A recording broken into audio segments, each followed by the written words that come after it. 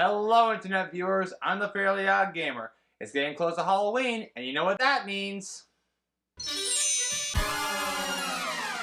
The Scary Odd Gamer is back again! Cue the intro.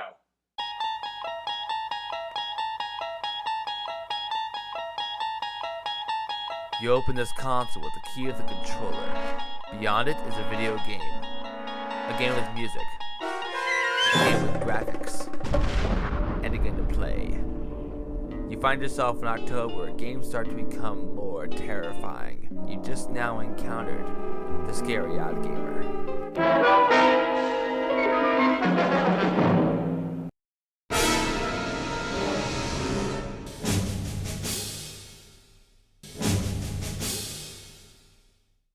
This year, I'll be reviewing a couple of games that recently got a remastered version, or in the case of this video, a reimagined version. So with that said, let's talk about a classic game from 1992 considered as the first 3D survival horror game, Alone in the Dark. But you won't be alone in the dark, because I'm here too. My name is Ash, and I'm from Fiction Addiction. And I'm also not in the dark, but whatever. Nice to meet you, Ash. Same to you. So what's this about this being the first 3D survival horror game? Isn't it just the first survival horror game, period? Well, not quite. To be technical, that honor goes to an NES game from Japan, or rather the Famicom, called Sweet Home. Even though it does have elements of RPG, it was still revolutionary at the time. A game based on the movie Sweet Home released the same year, let's not forget. However, it wasn't until 3 years later that a guy named Bruno Bonnell conceptualized the idea of turning the role-playing game Call of Cthulhu, inspired by the mythos of H.P. Lovecraft, into a survival horror video game, which caught the attention of programmer Frederick Reinal, who also happens to be a longtime fan of horror directors Dario Argento and George Romero. And finally, in that very year, Alone in the Dark was born. Initially released on MS-DOS and even early Mac computers, the game would then be ported to the 3DO. And fun fact, there was also going to be a port of the game on the Atari Jaguar CD and even the Sega 32X, but neither of them got released. And knowing how poorly received those consoles were, it's probably for the best. And besides, the game was right at home on the 3DO, which hosted other classic horror games such as Corpse Killer. Never mind. Now, I would review the game on my laptop, which by the way you can now play on Steam as well as GOG, but there's only one small problem. I have a Mac and not a PC. At least not yet anyway. So for this review, I'll be looking at the game on a console I've never talked about until now, the 3DO. And boy oh boy, how I've waited this long to cover a game on this console. I initially bought a 3DO a couple years ago at MomoCon Atlanta. I plugged in the console and tested it out with a Need for Speed, and while it did turn on, the console was unable to read the disc. Not a good thing. However, I did find a top-level version of the console, the FZ10, on eBay for 330 Canadian dollars, which in American money is, well, figure that out for yourself. I once again tested the console with a Need for Speed, and lo and behold, it actually worked. So yeah, I have a 3DO now, so it's only a matter of time before somebody asks me to cover Plumbers Don't Wear Ties. That or the Need for Speed. Meanwhile, I just paid $5 at GOG.com and got the whole original Alone in the Dark trilogy. Yeah, score one for me. And I do actually mean that. I mean, it might look kind of goofy nowadays, but this was some really impressive stuff in 1992. In fact, it was so impressive that it became the direct inspiration for a couple of games you may have heard of, called Resident Evil and Silent Hill. So after inspiring numerous more famous games since then, does the original Alone in the Dark still hold up? Let's find out. We see that the game was published by Interplay, the same company behind the Baldur's Gate and Clayfighter series, and developed by Infogrames, a company that would later be known for the Roller Coaster Tycoon series, among others. The game was also produced by iMotion, and fun fact, that same company would make Call of Cthulhu Shadow of the Comet for computers a year later. You didn't choose who to play as for the game, either Emily Harwood, the niece of Jeremy Harwood, and Edward Carnby, a private investigator. For this video, I'll be choosing Edward Carnby. It turns out that Jeremy Harwood had committed suicide while spending the night at the mansion called Derceto, and either Emily or Edward, depending on who you've chosen, has to figure out why Derceto has become haunted. But first, a frog. As Kami makes his way to the mansion, by the way, the image of those hands are really creepy, we then get a glimpse of what Kami looks like in-game. That's 1992 graphics for you. And then he walks. And he walks. And he walks some more. All the way up to the spooky attic. Here you get a brief moment to look around and try out the controls, until suddenly you're beset by the most terrifying monster known to man. A raw chicken.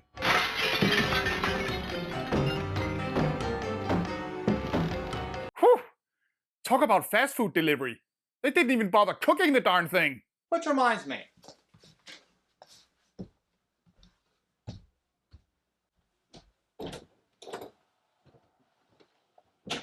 Hey, where's my pizza? Thank you! And it's here where you must figure out whether to fire with your bare hands or shoot with a gun, assuming you can find it in time.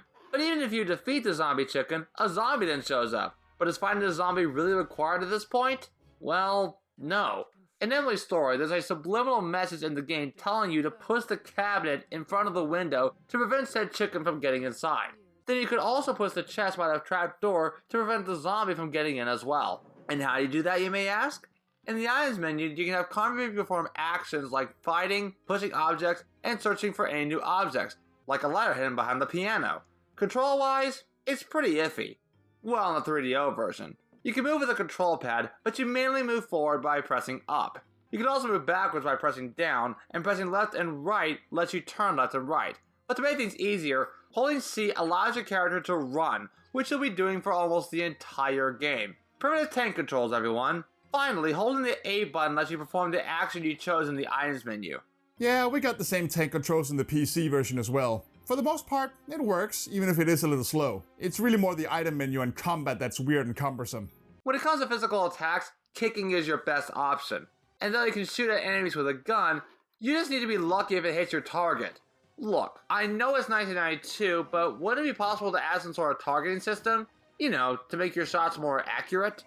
No, Conby don't need no guns or fancy schmancy targeting systems. He's a real man's man. He was kicking zombies in the face decades before Leon Kennedy learned how to wipe. Also, it's best to save your progress throughout the game. Because there's no autosave feature, you would have to save the game manually, which isn't really a bad thing per se. While the PC version has around 6 save slots, the 3DO only has 3. And even though the game looks the same, the big difference between the versions is the text. Unlike the PC version, which has a fancy old-timey style text, the 3DO has a generic typewriter font. Was the 3DO incapable of using that kind of font from the PC version? That alone would have made it much better. Now, you really should make sure to read any notes and books you find, because most of them do provide important clues to help you progress through the game. And besides, you really don't want to miss out on this amazing voice acting. They are coming! I have freed hellish forces, and now the price must be paid. Derceto is the prey of evil. The sun has set. They will find my body, but will not have my soul. I can imagine the master's fury and the terror in the hearts of his slaves. I hear their footsteps. Some may understand what I have done. May God forgive me. Farewell, Jeremy Hartwood. And I mean, hey, if you don't want them cluttering up your inventory when you're done with them, you could just throw them on the floor like a petulant child. Nyeh. And you want to know the main reason why it's best to save your game? This game has death traps. Oh boy, does it ever have death traps. And one of them involves this wooden floor. If you try to go out the same way you came into the attic, that's why. Though why the floor didn't break down in the opening cutscene completely eludes me, but whatever. And you don't want to die in this game, because when you do, guess what? Cthulhu is unleashed! He destroys reality and it's game over. Oh, I'm sorry, the end. But, you know, no pressure. Well, that was pretty short. Anyway, nah, just kidding. There's more to it than that. Whenever an enemy dies, it'll turn into a bubble-like explosion. Is that what smoke looked like back then? But if you do get killed by an enemy, a zombie then grabs your dead corpse into the underworld of the mansion, and then lays said body onto a sacrificial altar for Cthulhu itself. Thankfully, there are ways to heal yourself in the game by means of drinking out of a flask from a first aid kit or eating biscuits. And to kill those winged monsters, you have to place small mirrors in front of them. Don't really know why, but there you go. Oh, and it's best not to touch any of the inhabitants, because if you do, they become giant molecules that sound like a didgeridoo as they chase after you. And if zombies and chickens don't do it for you, you can always go fight a shower jellyfish or a hallway ghost pirate. You best start believing in low-poly survival horror games, Carnby. You're in one.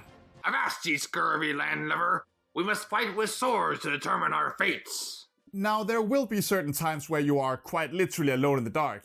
That's when your lantern comes in handy, so you'll want to have this thing in your inventory at all times.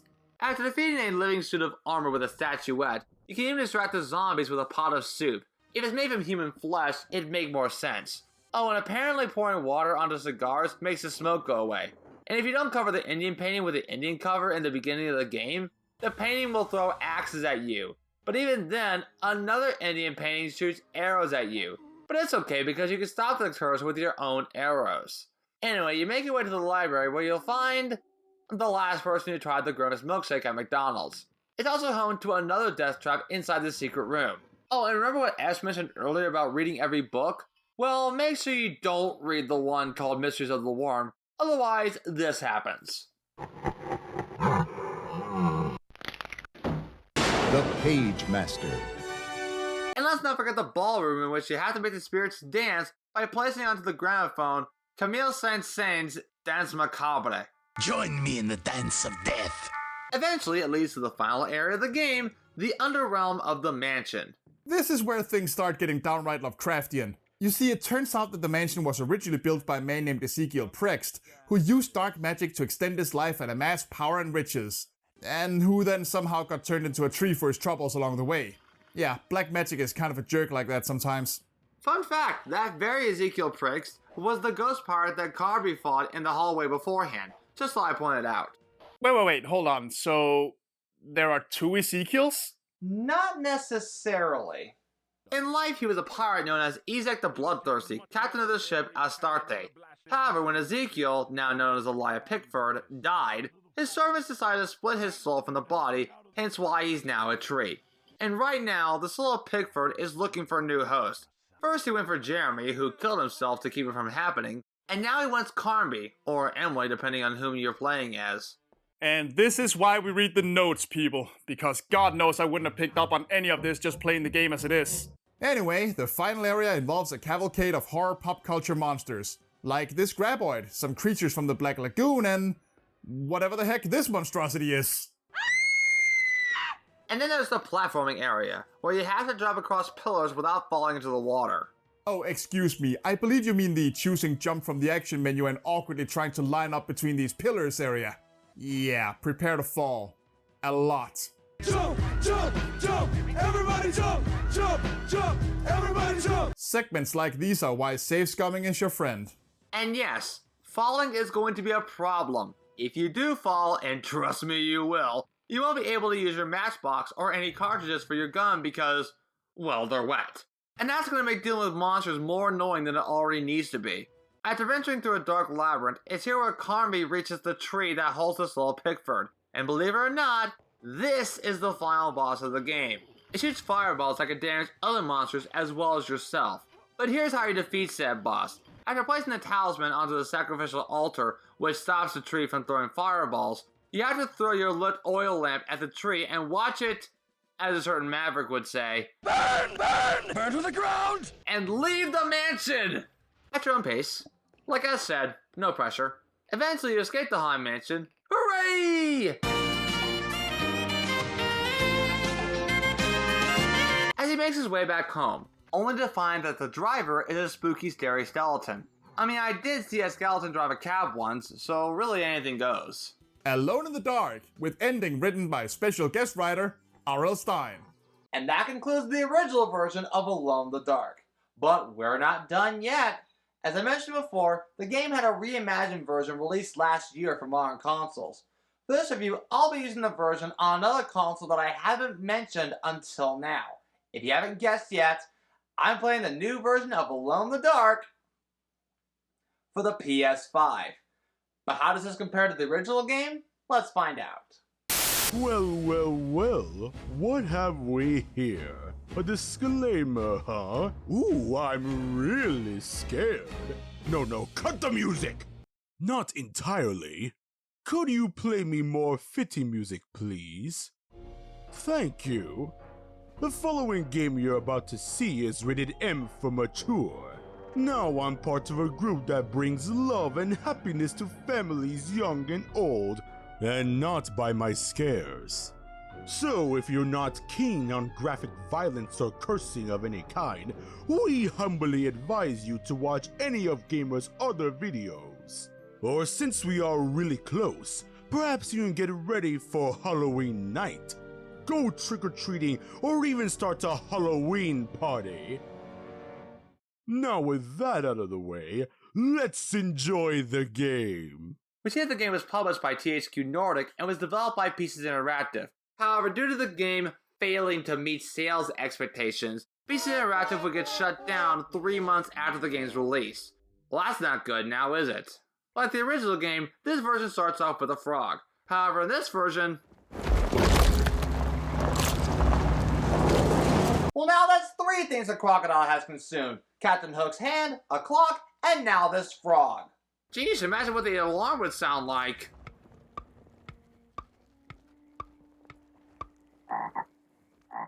After a brief title card, we then see Emily Hartwood and Edward Carnby in a car as they drive their way to the Deserto mansion. So, your uncle. What's wrong with him? He's possessed. As in the devil? Something like that. So in this version, we see that Emily is played by Jodie Comer, and Carnby is played by David Harbour, who you might know as Red Skull from the Marvel Cinematic Universe. They're alright. Performance-wise, they're alright. You then choose to play as either Emily or Carnby. As your chosen character starts searching in the basement, the other starts his or her search at the front door. So yes, this game has you start in the basement. But hey, you can still look for items, books, and notes and whatnot. Oh, and we get a small flashlight to see in dark areas instead of the oil lamp. There are also hidden items to find in the game called lanyards, and finding a full collection of them may unlock top secret information about the mansion or sometimes even more weapons like a shotgun. There are times where you'll have to be playing as the other character in order to actually finish a collection, and the 4th chapter of the story also differs quite a bit depending on who you're playing as. So in order to really get the full experience in this version, you actually do have to play as both Emily and Carnby. Thank goodness you don't have to do that in the original game. Finally, Cthulhu is nowhere in this game. Instead, we have someone called the Dark Man. Doesn't sound as threatening as Cthulhu, but okay. Oh, don't worry. There are gonna be plenty of tongue-twisting elder god names. As for the gameplay, well, it plays similar to the modern Resident Evil games, which is ironic because Resident Evil was heavily inspired by the original Alone in the Dark. Use the left control stick to control your movement, while the right analog stick lets you control your point of view. Also, pushing the left control stick lets you run, which you'll be doing for most of the game. In addition, pressing X lets you examine or pick up any nearby items. And by holding L1, you can further examine your environment as well as any interaction points by means of a white line circle. Honestly, this feature is a freaking godsend. It certainly makes looking for stuff you missed the first time or finding hidden ammo a lot easier. Anyway, we see that Deserto, a mansion in the original game, is now a mental institution where Jeremy Harwood was committed because of his growing suspicion that he is being followed by the Dark Man and has since disappeared. The Dark Man, huh? I think that's one of the nicknames for Nyarlathotep. Bless you? What? No, Nyarlathotep. The creature from the poem of the same name written by Lovecraft. Some Cthulhu stories call him the Dark Man. Look, Lovecraft came up with more than one god, okay? But is he currently dead like in the original game? Well, we don't know that yet. In addition to exploring the mansion, you have to solve certain puzzles in order to progress through the game. And sometimes you have to find missing pieces in order to complete said puzzles. Some of which include rotating and placing enemies in its place, and others include unlocking a safe and solving talisman clues. But the main thing about the reimagined version is that both Emily and Carnby can even explore other worlds based on Jeremy's memories. It's also here where you can defeat enemies like mummified zombies or these creatures that actually look scarier than the enemies in the original version. You can defeat them with either a gun or a melee item like an oar or a pipe.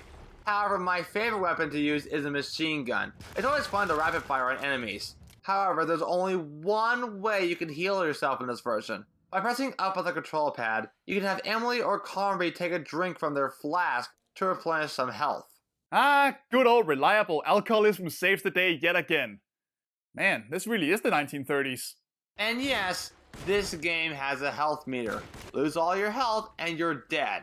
While you can't save your game manually, this version also lets you autosave, which is amazing. Now, about these memory worlds that I mentioned, some of which include the French quarters where you run into Baptiste, who I guess runs a shop called Johnny the Conqueror, the Hateful Mount by an oil rig where you first encounter...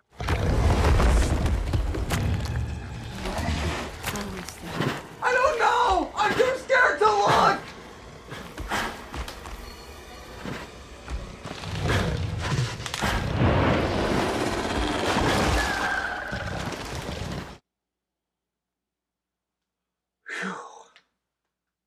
This giant monstrosity was a swamp creature. It will forever be indulged within my nightmares.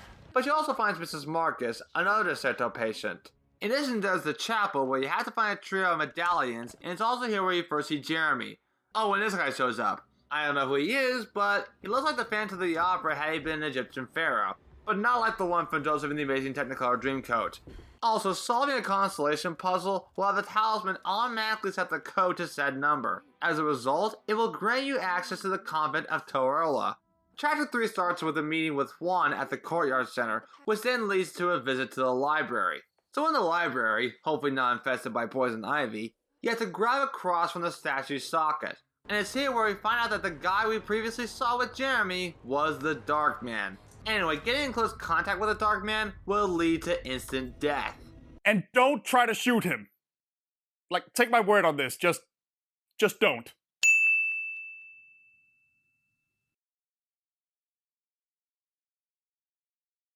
So in order to avoid this, you have to perfect the Joestar family's secret technique. While placing the cross in each pillar and then reach the elevator to escape the Dark Man. After a brief conversation with June, you then teleport to Gallatin Street as you're now tasked to find the address to the Dark Man's show. Along the way, you venture through the New Orleans docks and into the warehouse where you then find a new weapon, a Tommy gun! Like I mentioned before, this is the best weapon in the game. After finding a very lit building, you then run to Jeremy again in the showroom as he tells Emily about his history with the Dark Man. The Dark Man has been with me since I was 12 years old. He was standing right on that stage right over there. For a brief moment, his gaze held mine. And that was it. I recognized him for what he was. The Heartwood curse embodied in flesh. I thought it was my turn, but I was only there to be mocked. Instead, his attention moved on to my father sitting next to me. I turned to him and saw his face. The whitest shade of pale I've ever seen. He bit off his tongue that night and suffocated. Oh, and the voice of Jeremy in this game? The same guy that voiced Leon Kennedy in Resident Evil 4. It's actually pretty cool. So Jeremy mentions a written contract currently buried inside his sunken temple, and that's where we head off to next. By entering the sarcophagus, you are then transported to abandoned sand dunes. And what are they like, you may ask? Well, Hey dudes, sorry to interrupt. I'm sorry, who are you? Oh, do forgive me, dude. The name's Huxgamr, but you can call me Hux. Oh. Well, hi Hux. Now, what were you saying before we got interrupted? Well, as I was saying, in the... Hold up, I know what you're gonna say.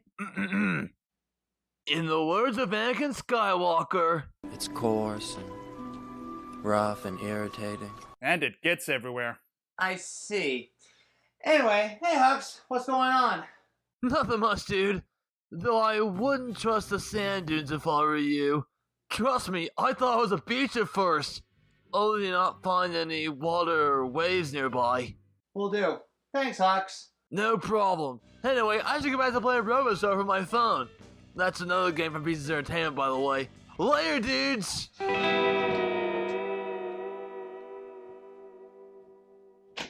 And not to bring up another running gag, but upon entering the old temple, you then encounter another enemy in the game, bats. They're great survivors. At least I thought they were at first. But anyway, all you have to do is solve these lens and light puzzles in order to reveal the Dark Man's contract, as well as grabbing a sacrificial sword. Like I said before, Chapter 4 can differ depending on who you're playing as, and dives a bit more into the individual backstories. When you're playing as Conby, you get to step into his memories of some real crime noir shenanigans he got into before the events of the game. It turns out that right as Conby was hitting rock bottom with alcoholism, debt, and depression, he was hired by a woman named Gabriella Saunders to find a valuable stolen painting as well as her daughter, who, if you've been paying attention to the surnames, is actually Grace Saunders, the little girl you've met several times in the Derceto Mental Institute throughout the game. The culprit turned out to be Grace's father, Theodore, who Conby eventually rammed into a lake and left to drown in order to save Grace. He then returned Grace to her mother, but that's when he found out a few shocking truths. Gabriella was an abusive mom, and Theodore was actually trying to save Grace from her, intending to sell the painting he stole to finance their escape. This whole ordeal was so messed up that Conby actually repressed all these memories, right until the moment he just so happened to run into Grace at Derceto 2 years later. Yeesh, no wonder my man likes a drink every now and then. But as for Emily, she has to put together Jeremy's MRI scan brain. However, exiting leads to another anomaly that sees Derceto flooding, and somehow she finds herself in the attic. Hey, that's where we started in the original game! There is a hidden cutscene in which Jeremy tries to hang himself like he did in the original game, but he decides not to. Huh? And now she's in a steamboat. Hopefully a mouse named Willie is nowhere to be found here. No? Well, that's good. Anyway, turn on the boat engine and back to Derceto you go. She then discovers a war photo, which then gets her in the trenches of France during World War I. It's here where she once again finds the bane of my existence, I mean the swamp creature. Quick! Prevent the Joestar family secret technique! Crap! A dead end! Oh no! It's gonna kill me!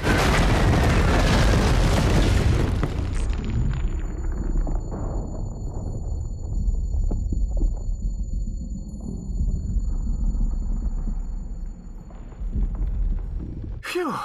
Good news is she's still alive. Bad news, she finds his fiancé as a living freeze frame from the explosion impact. It's dark, yes, but it looks pretty cool. Anyway, after Emily escapes the morgue, she then reunites with Conby at the apartment of Dr. Gray. Upon entering Dr. Gray's apartment, the game now decides to pay homage to the original game by having fixed cameras. Thankfully, it controls better than the original game by far. And another homage to the original game, placing a false book on the shelf to open a secret room. But after solving one final talisman puzzle, you then enter the Arctic tundra through the closet in Gray's bedroom. In the Arctic, you'll find an ice pick and a flare gun, which you have to use in order to find random flags throughout this heavy blizzard. Eventually you find the Aurora Borealis. Aurora Borealis. At this time of year, at this time of day, in this part of the country, localized entirely within your kitchen. No. This is where you find Jacob von Ostate, the author of Terra Incognita from the original game. Your task is simple. Kill him in every single way possible. And because Jacob's attacks can cause a hefty amount of damage, it's best to dodge his attacks if possible. Eventually you defeat Jacob, but it's not done yet. After solving another puzzle, you then have to fight Jacob again. Only this time you have to avoid his mutated tentacles as you try to shoot him down enough times and then stab him with a dagger. Do so 2 more times, the last one to the eye, and you'll finally defeat Jacob once and for all. After falling through every discovered world in the game, you then find out...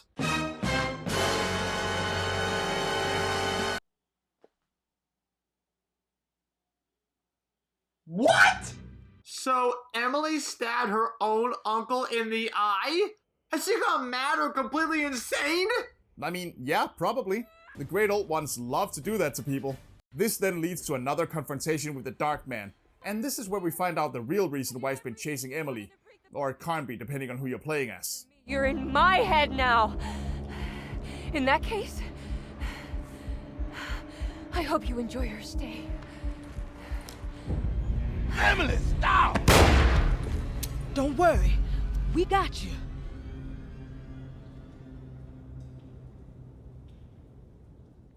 This leads to Chapter 5, the final chapter of the game. After being fully awakened in the conservatory, you can then talk to everyone as much as you like to. It's completely optional, but it's nice to have more context, you know? However, the game will continue if you choose to wait for the other playable character after approaching the fountain. So the inhabitants are set to perform a ritual in the courtyard.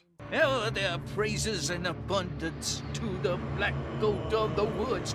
Hear us, brother. Take pity on us. But thankfully the sacrifice ritual gets interrupted as the other playable character sets a tree on fire, like in the original game. But plot twist, The tree spirit is alive! So you have to make your way to the mansion's rooftop, and it's here where you fight the final boss of the game, the Black Goat of the Woods. Shub Niggurath. Gesundheit. Yeah, no, we're not doing that joke again. Shub Niggurath is a being introduced in the Lovecraft story Whisper in the Darkness, and is also sometimes referred to as the Black Goat with 1,000 Young. Yeah, clearly someone on the writing team really likes their Cthulhu. This boss fight was absolutely frustrating, but not really surprising knowing what it is. Even on the game's easy difficulty, it's still challenging. In order to put damage on this demonic creature, you have to shoot at these small ulcers that appear on its head while avoiding the creature's tentacle smash attack. And before I move on, there's actually something I forgot to mention very early on. While you can aim your gun for precision, I must ask, why does this game not have a target lock feature? Wouldn't it hurt you to add in a reticle or something? Honestly, I'm trying to fire at these ulcers, but the game acts like I didn't hit anything. Why? Why? Oh, thank God. I thought I was the only one who had trouble with this. I feel so validated. Thankfully, you can refill your firearms and your health replenish drinks, which is essential to beating this devilish goat. After dealing enough damage, the floor will then collapse, but now you have to avoid his tentacle stomp attack while once again shooting more of these ulcers. Okay, well try doing that while more enemies spawn out of the creature's body. Whenever that happens, focus on the monsters before you continue shooting the ulcers. And also, why isn't there a boss meter for the Black Goat? The previous boss fight had a meter, so why couldn't this? Wouldn't it hurt to add in another one? So basically, you have to keep shooting more of these ulcers until the game says you're done. That alone makes it even more frustrating than it needs to be. You do eventually manage to defeat the Black Goat of the Woods, and the mansion begins to crumble to a burning crisp. And that's when Emily finds Jeremy still alive. Everything is out of order. This isn't the way the story goes. I shouldn't be alive. Yeah, weren't you supposed to be dead the whole time? No, I don't think he was ever dead in this game. I think it's supposed to be a reference to the original. Like the story's getting meta on us, and both games take place in their own version of reality with their own series of events. Kinda like that old Lovecraft mythos theory that reality only exists as part of the Great Old One's dreams, with the writers of the games being the Great Old Ones and each individual game being their own dream. But that's just my theory. But yeah, the game ends with a shot of a now burning mansion. Well, that was pretty interesting to say the least. Anyway... Hey, by the way, did you know this game has secret endings? Wait, what? Yeah, apparently this game has secret endings, which requires you to perform specific actions as well as completing specific sets of land naps. But it is nice to have some replay value that way. Heck, one of them has a downright joke ending. Did you like it, sweetie? There should have been a hedge maze. A hedge maze? Uh-huh, and pirates. That would have been fun. I understood that reference. So after playing both versions of Alone in the Dark, what's my overall opinion on both games? Personally, I think the original version held up more than the reimagined version. I would say yes and no, but you go ahead first. Let me hear what you think.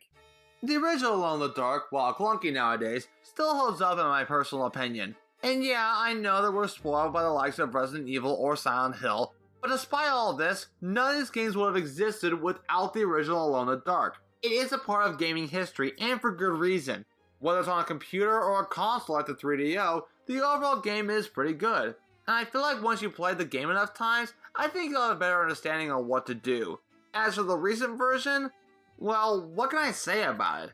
I mean, it looks better than the original, and heck, I think the overall gameplay is better than the original. Slightly.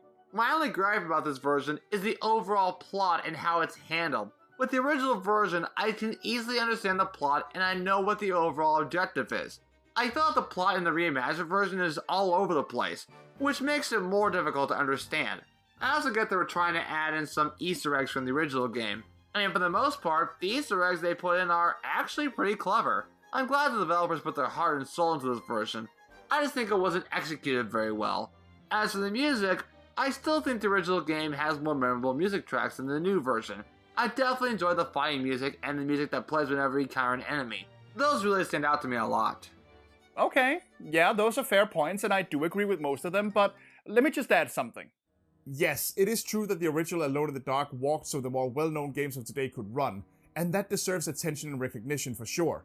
But being the first of something is not equal to being the best at something. Alone in the Dark was revolutionary, and it does still hold up as a piece of gaming history, and even does have some legitimately creepy vibes in places. I won't argue with that. but let's not pretend that certain parts of the gameplay and the graphics aren't super archaic, or that the game was ever particularly intuitive. Not back then, and certainly not now. You can really tell that people were still figuring out this whole 3D games thing at the time. And aside from the technical aspects, the original Alone in the Dark just feels unfocused to me. I mean, one moment you're fighting a bathtub monster, the next you're fighting armors and pirates, all the zombies are green and wear ragged clothes. It just gets kind of Saturday morning Scooby-Doo-ish at times. It's kind of like that old AVGN joke. They should have just called the game Boo, Haunted House. I mean, there's almost no theme to anything in the first game, and this is a continuing trend in the rest of the series. First game, Haunted Mansion. Second game, Gangsters and Pirates. Third game, Wild West and Voodoo. New Nightmare? Well, sure, we're back to the Haunted Mansions, but now we're also just circling around and trying to copy Resident Evil. And the 2008 game is way too busy being edgy to even bother trying to be scary. I think the reason that Alone in the Dark never became a big franchise the way that, say, Resident Evil or Silent Hill did, is because it lacks a bit of identity. I mean, think about it. Resident Evil has the action and the bioweapons. Silent Hill has the rusty overworlds and the symbolic monsters. Fatal Frame has the ghosts and the traditional Japanese setting. But Alone in the Dark has very, very little going for it that's truly unique to itself. I mean, it takes place in the 30s, there are some vague Lovecraft references, and the main character is usually named Carnby. And that's about it. So yes, I think you're right when you say that the new game gets a little bit too similar to modern Resident Evil in terms of gameplay, but it at least takes the few things that actually do define Alone in the Dark as a franchise and puts them front and center.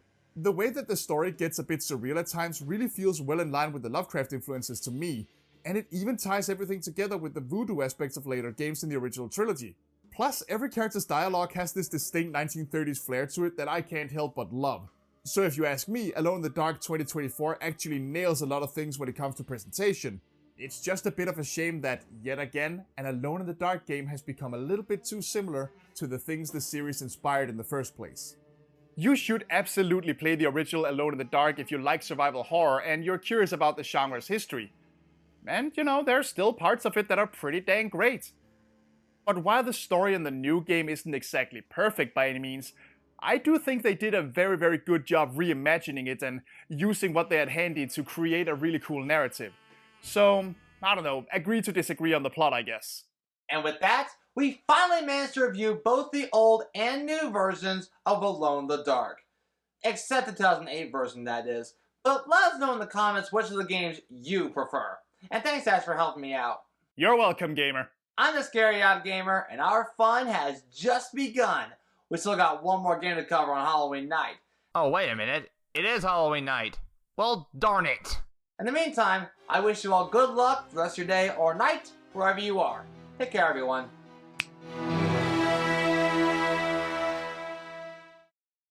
Well, I hope you took my disclaimer into consideration.